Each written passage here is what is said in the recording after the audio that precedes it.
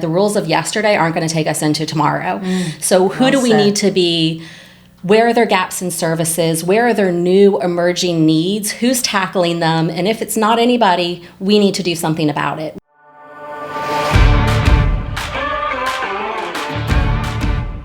Thank you to our sponsors of the Inside Story Hunters podcast. A big shout out to Chad Hill of Term Provider, home of Big Lou, Tiffany Wondros, CNR Services, Michael Valletta of Quick Cuts Media.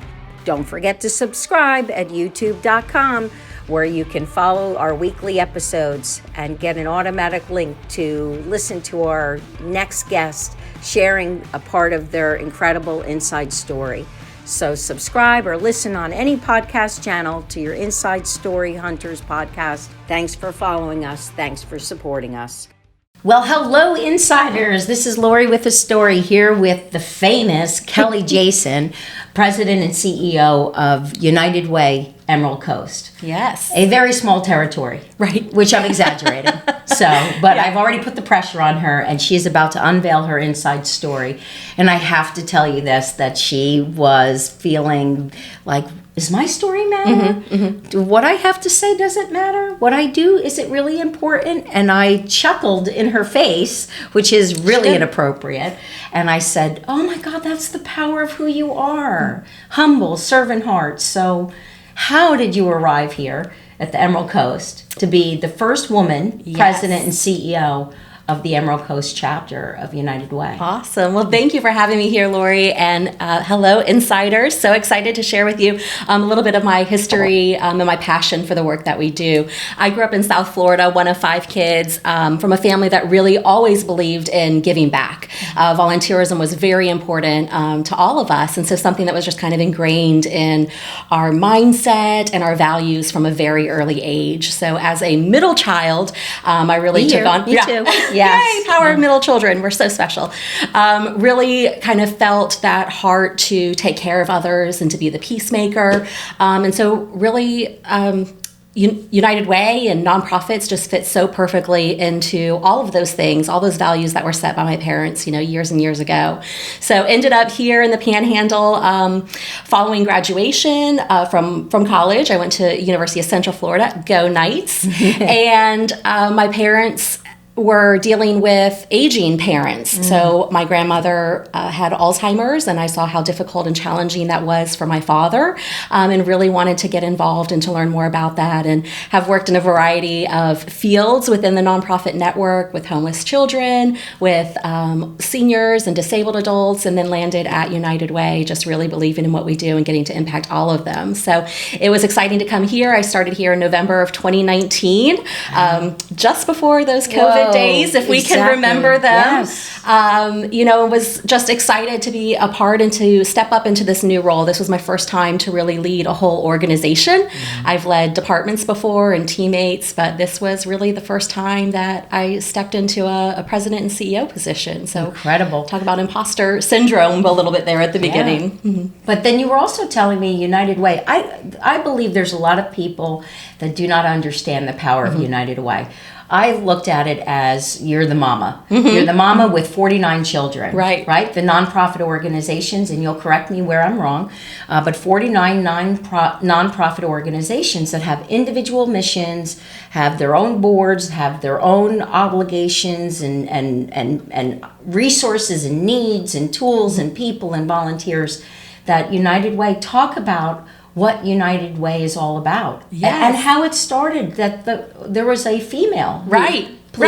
Yes. Here, 65 years ago, a female led what was soon to become, United Way Emerald Coast, 65 years later. And I think that that's so cool. And it was interesting to go through all of that paperwork, because all the paperwork just said Mrs. Robert McCreary. And that was her identity. And I first name. Couldn't find her first name. Wow. And that was shocking to me. And to think then, 65 years later, to be here as Kelly Jasen and how far we've come just as a society, how far there's still yet to go, but Amazing. how neat to bring it all, full circle there. Yes. To have been started by a female and now finally led by a female as well. But you're right. I love the way that you put it in calling us a mama of these organizations. I like to describe United Way as kind of your hub into the nonprofit community. We do partner with 49 incredible nonprofits throughout Okaloosa and Walton Counties. Wow. That's our territory here as United Way Emerald Coast. And they're doing such great work. And to me, that's one of the main reasons that I love United Way and the value of United Way, that when you partner with us and when you get involved, you're not just impacting one concern, one issue, you're impacting all of these different organizations who have been vetted, they're trusted, they are experts in the work that they do. And so you can connect one day to meals for seniors, and the next day to a reading program for a child, and the next day you're putting a roof over a hardworking family's head. And that's just so meaningful to be able to sprinkle out your gift, your talents, your time across all of these different needs, because they're all very real in our community as well. Most of the work that gets done involves volunteers. Is that true? Absolutely. So what's that like? I mean, you have basically 4,000 bosses. Right. You have volunteers that you answer to, Yes. companies, you have your board, all of it. How do you balance that? Yeah, we talk about that a lot, about, trying to streamline who is United Way's target audience. And you're like, it's the whole community, and just how challenging that really is. So here we have a small but mighty team. We are a team of 9, a couple full-times and a couple part-timers as well. And then we're led and we're governed by a volunteer board of directors. So they're the ones that are really financially responsible for our organization. They're making sure that we have good, solid governance, that we're holding ourselves accountable, that we have a strategy in place. So we really count on their leadership. And then the leadership of all of those 49 nonprofits, their boards, and we work with hundreds of companies each year, thousands of donors, thousands of volunteers, and so it's a lot of people to try to report to, and that can be really challenging, and you can get really lost quickly and easily. So I always have to go back to, what is our mission? Yes. And that's really my guiding star when somebody asks for assistance or for support, or they want to roll out a new initiative. There's a lot of great work being done, but United Way can't be everyone or everything to everyone. So we've got to stick by our mission and really use that to guide where we go next. And so that's what we do a lot. And it's just the same that you would in a for-profit business community. You can't just change the product you're selling or what you're doing the next day because somebody wanted something different. You have a purpose. You have a role in that community too. What's your vision?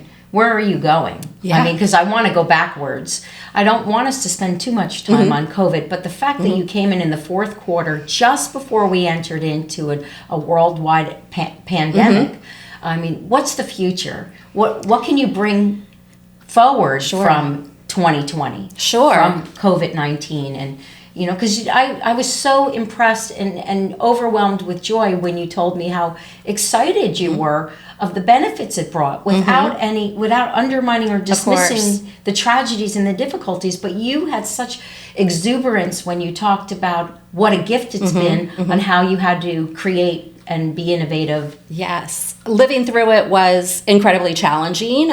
We made a lot of decisions really quickly and weren't always sure if they were the right decisions. But now, 2 years later, being able to stop and reflect, I'm so proud of this organization, for our board, for trusting us, for our staff, for jumping in and trying a lot of things for the very first time. It was really important to us early on that we threw all of our rules out the window, and we said the rules of yesterday aren't going to take us into tomorrow. So who do we need to be?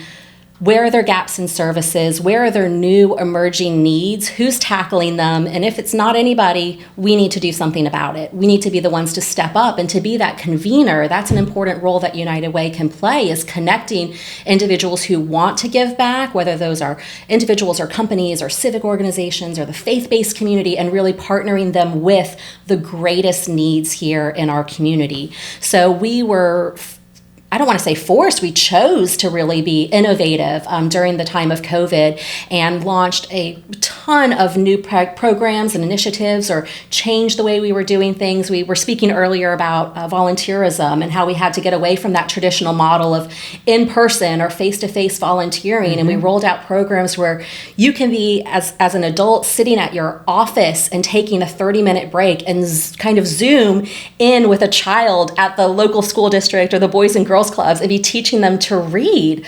That's so cool. Absolutely. That's incredible.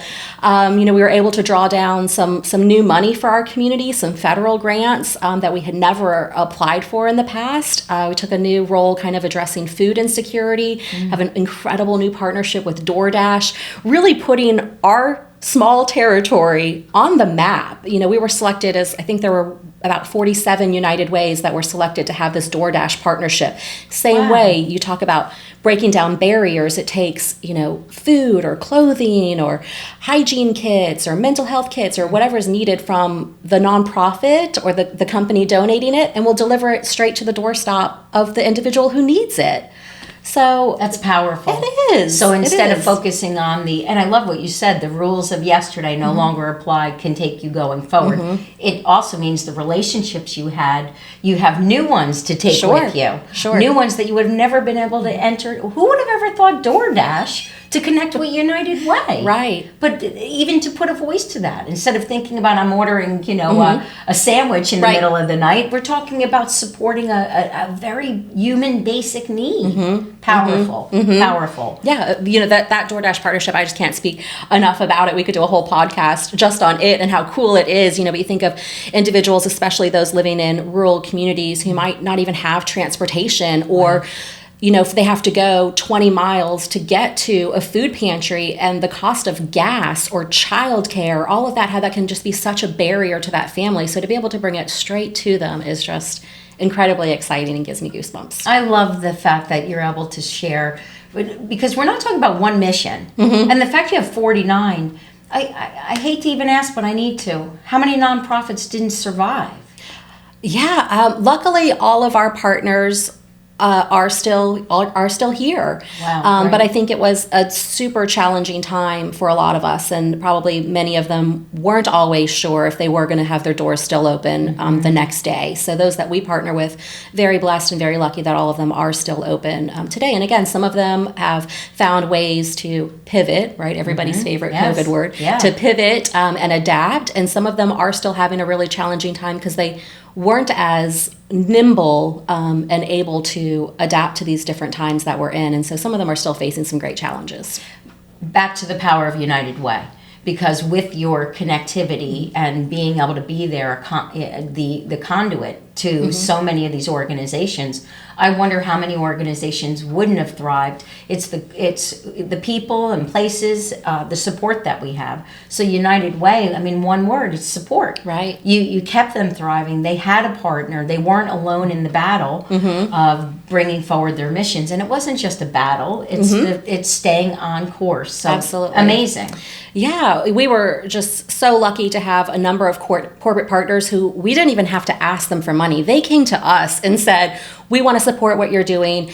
We have this money in our budget. We know that United Way is familiar with the needs and going to put it where it's going to have the greatest impact. And so that was really incredible to have people coming to us. And of course, we also put the ask out, inviting anybody who wanted to be a part of it to come join forces with us. But I know a lot of those grants were game changers. Well, game changers. Term provider Homa Big Lou, who's our primary sponsor of our podcast today, along with our C&R Services. Big shout out to Tiffany Wondrow and Michael Valletta of Quick Cuts Media.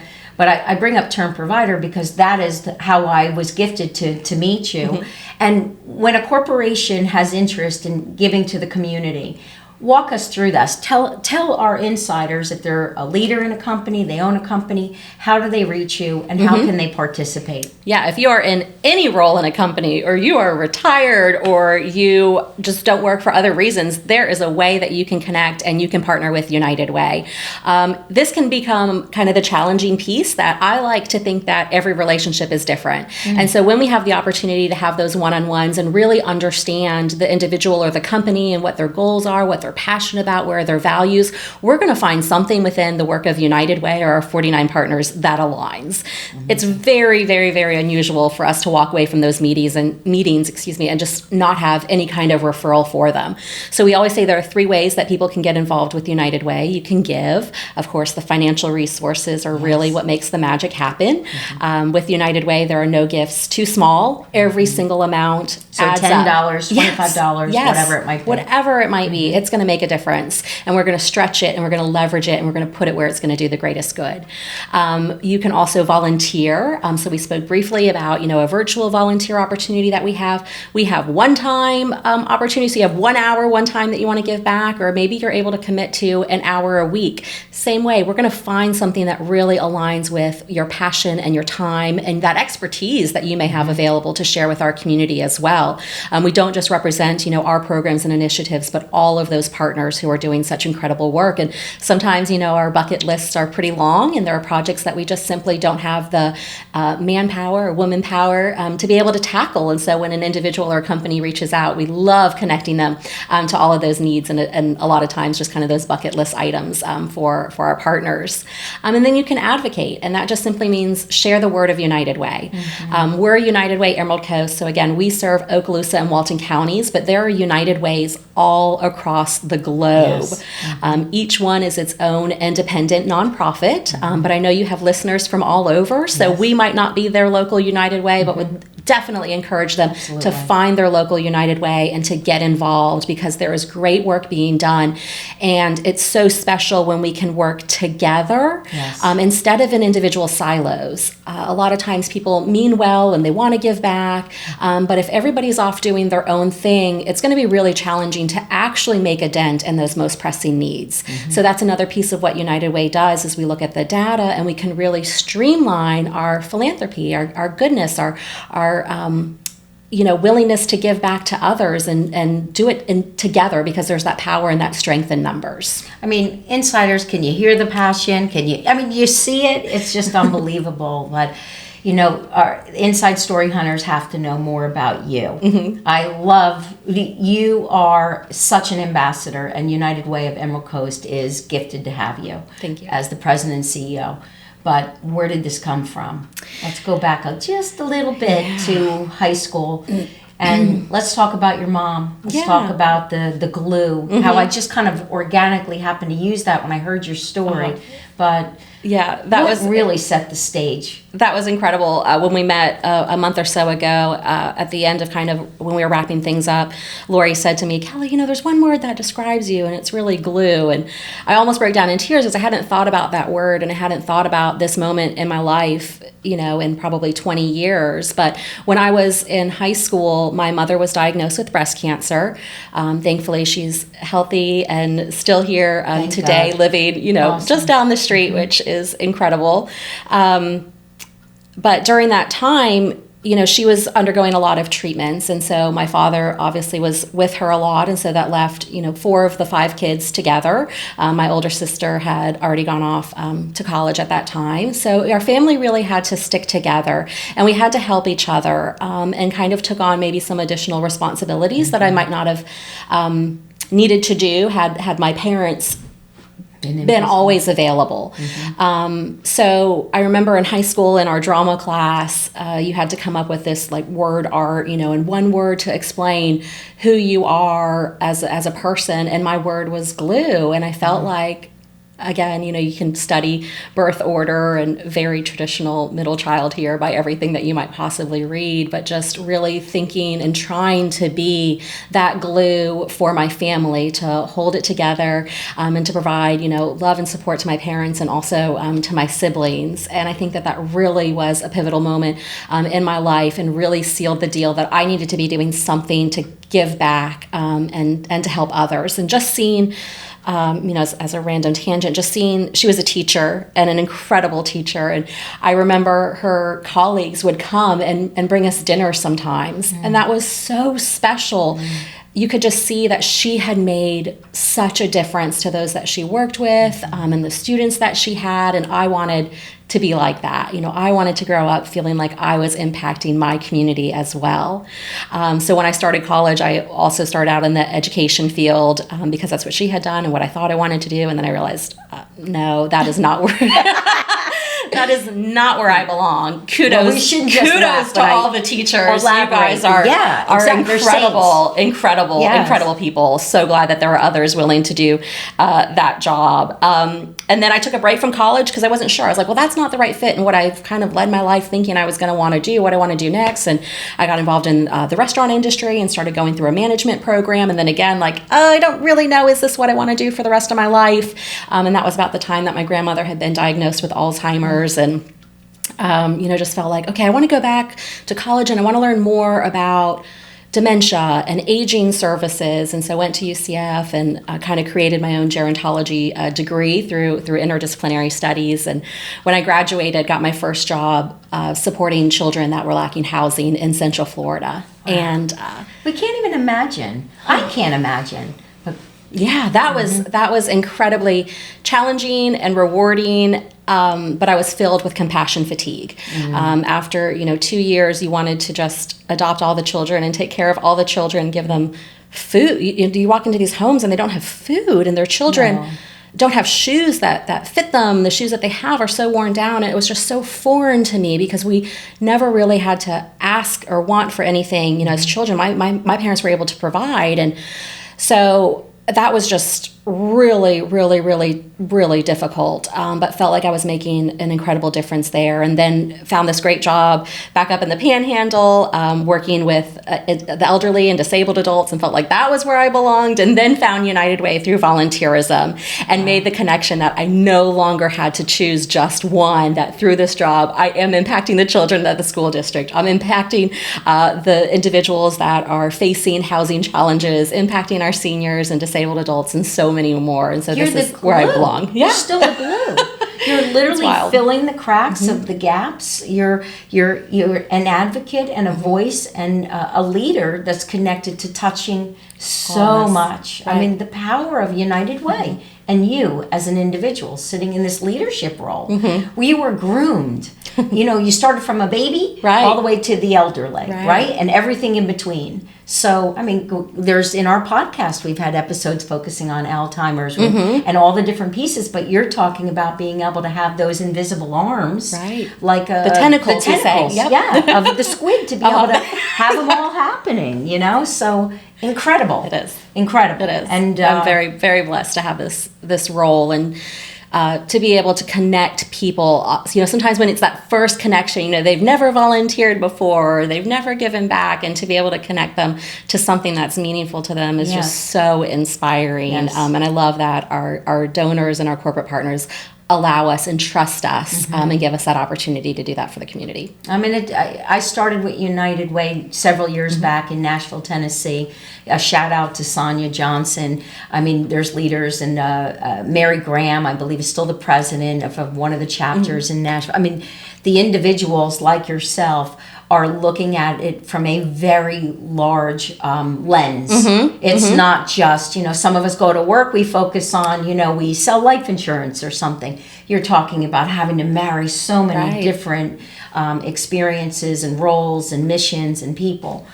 So to ask you this question, as I do every guest, the legacy, how you want to touch and influence people based on what you've already shared. We know it's obvious that you are impacting lives, but how does Kelly Jasen want to be remembered? May you live to be 300 years old, but what is that? What is your legacy? How do you want to be remembered? Okay, Oprah. So, I wasn't prepared for this question, so I'm sorry for the awkward pauses. My grandmother just recently passed away. She was 94 years old, so you talk about a long life. I was able to offer the eulogy at her funeral, and really thought a lot, of course, about where she had gone and the people that she had impacted. But you go through something like that, and you have to think about yourself as well, and what legacy will I be leaving? And I just hope that whenever that day comes, hopefully it's, a long time from now, that people just remember me as somebody who cared, someone who wanted to make the community a better place and believed that could happen, that there's power and there's strength in coming together, and that I sometimes was that conduit and that convener for those who needed us. When you said the word believe just now, so intentional, there's a lot behind that.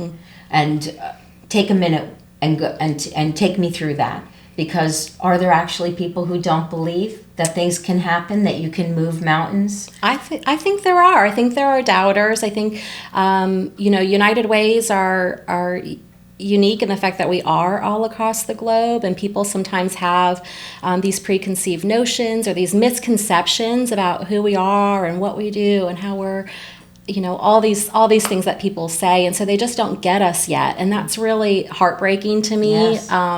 Because I'm here because I 110% believe in it. I'm a donor. I'm a volunteer. I am committed to this work that we do and believe this is absolutely the best way to make a difference here in your community. But I know that there are some who just think, maybe either they don't believe in it, or they think that they don't have the time, or they don't have the expertise, or they don't have the money to really make a difference, and so they choose to maybe not do anything. Or we all get busy, right? Yes.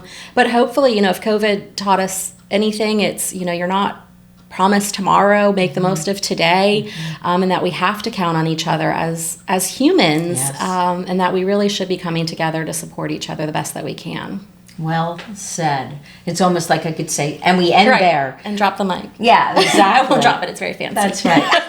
Please don't. Because then I have to figure out, how do I fix it and whatever else. I mean, it's been super special. But, everything you just described, the passion, the heart, what you bring to United Way, volunteering.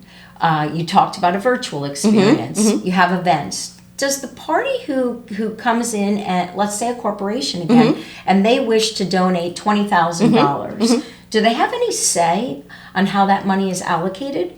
Are they provided some kind of information so they're aware of how it's broken up, how it's used? Do you have an obligation to share to volunteers and the corporations how your organization operates? Absolutely. So, with any contribution, if they are choosing to direct it, we can have that conversation about where they'd like it to go. Hopefully they'll see the value of United Way and that one gift impacting, all of our partners, and also allowing us to help them increase their capacity through trainings that we offer and partner agency roundtables where we get all of those executive directors and CEOs of our nonprofits together, and volunteer placement. So there's a lot of value that United Way brings.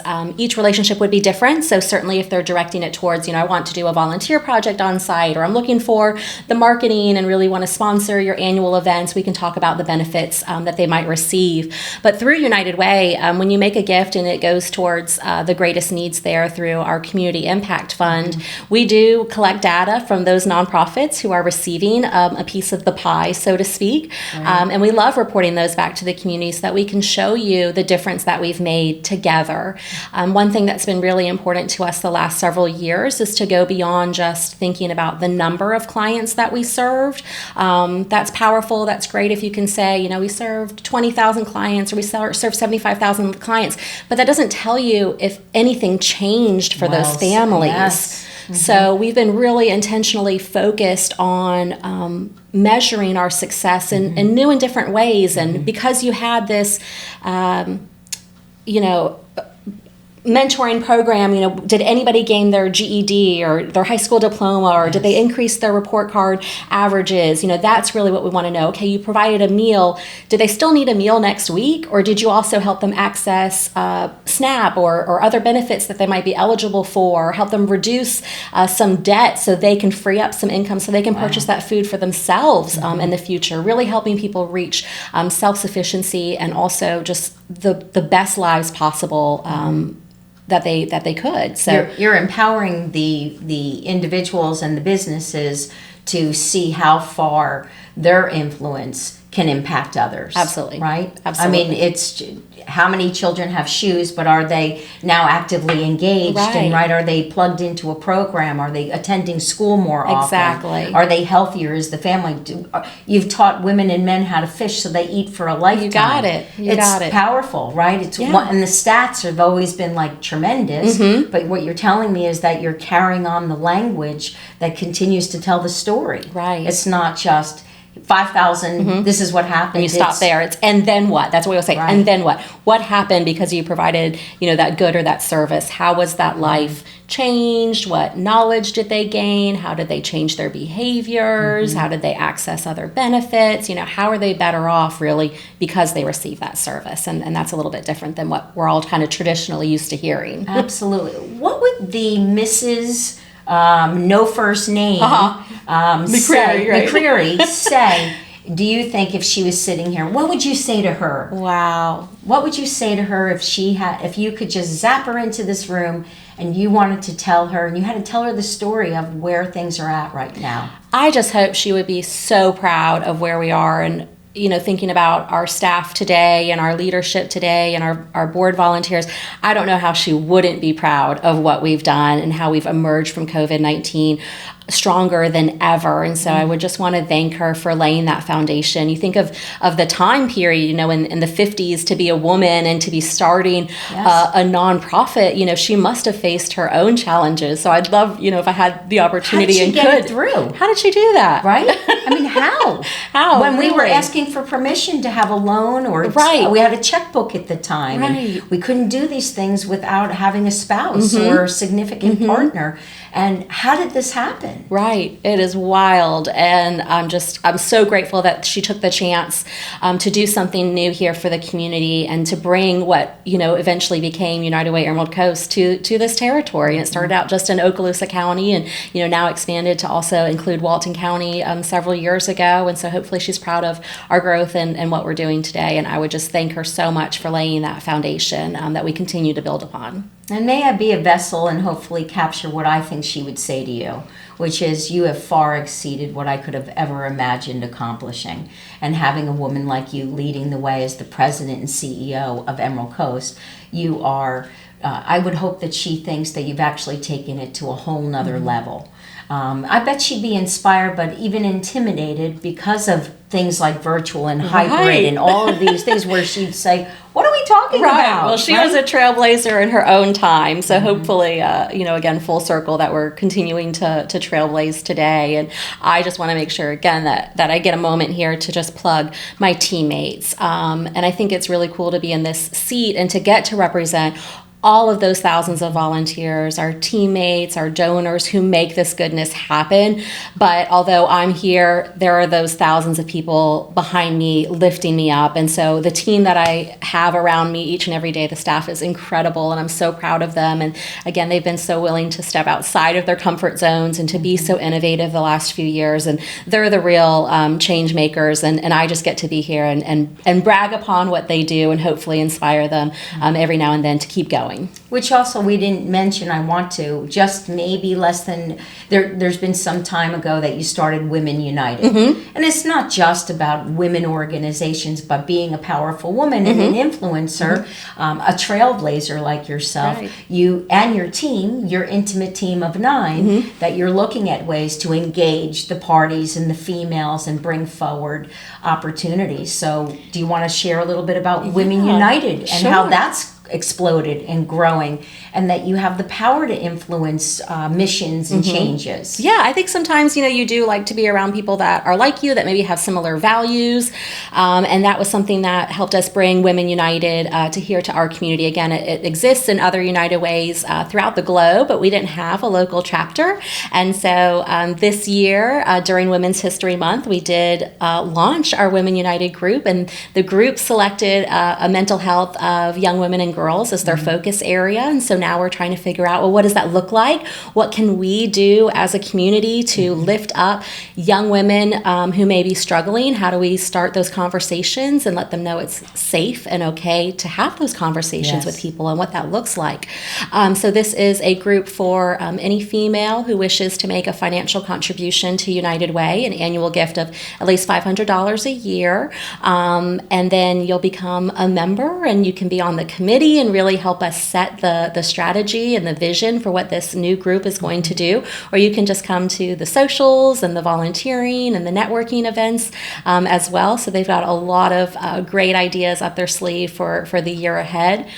Similarly, we also have a group for our younger donors. So trying to think of the next generation of philanthropists here in our community.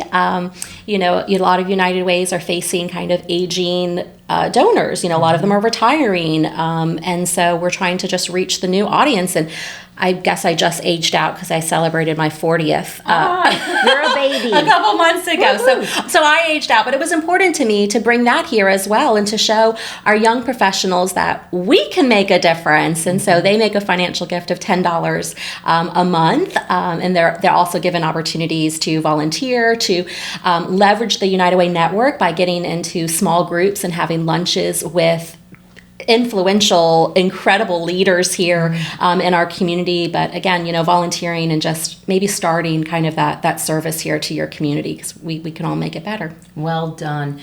Momma United Way, Emerald Coast, and you sitting in the seat as president and CEO. I know you are not a person that really cares about the title, but again, thank you for being a trailblazer, being the glue that's connecting all of the moving pieces for 49 nonprofits that are in Walton County and Okaloosa County. It's just an incredible mission that you're leading and being able to be the tentacles, that squid again, and reaching out and touching others. So as we get ready to wrap up this episode of highlighting you, Kelly Jasen, President and CEO of United Way, Emerald Coast, what else do the insiders, our audience, need to know? We should say, how do we reach you? Your email address, it's going to be throughout this video if you're watching, but is it Kelly dash? It's United. Kelly. My email is kelly@united-way.org. You can visit us online at united-way.org. You can follow us across any social media platform at UW Emerald Coast, and that'll connect you here to our United Way serving Okaloosa and Walton counties. If we're not your local United Way, because I know you have people from all over listening to this, so you can still reach out and I'll connect you to whatever your United Way may be, or just, you know, seek it out yourself. But I would just love to leave everybody with do something, reach in a little bit further, dig a little bit deeper. If you already give back to this community, thank you so much for what you do. Your gifts, your time makes a difference. I see it each and every day, and you know, hopefully we're sharing that story with you.